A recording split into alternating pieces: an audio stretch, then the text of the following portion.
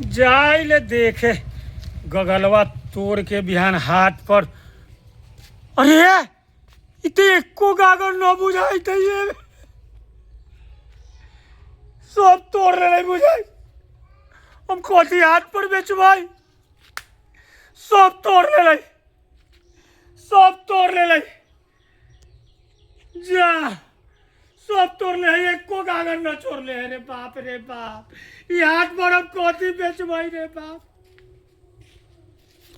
सब तोड़ ले अरे बाप रे बाप सब तोड़ला का नीचे फोड़ के फेंक ले है सब तोड़ के फोड़ ले। हम कथी हाथ पर बेचवाई रे बाप कथी बेचवाई सब तोड़ के ले गेलाई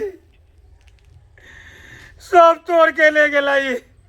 हमरा बुझाई था कि नौरंगिया के बेटवा तोड़ के ले गेला फोड़ देला का। ए रौना मैया तू कर इंसाफ करियो।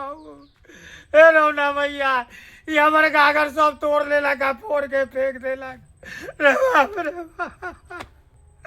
जाई ले भर दिया दे कैले कहीं और दियो न उखाड़ लेला का रे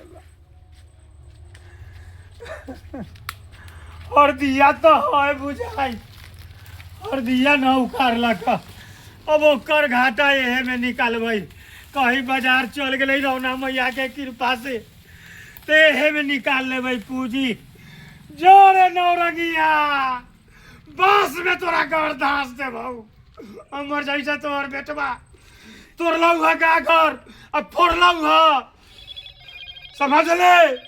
रौना मैया इंसाफ करता तू हम जाई ले।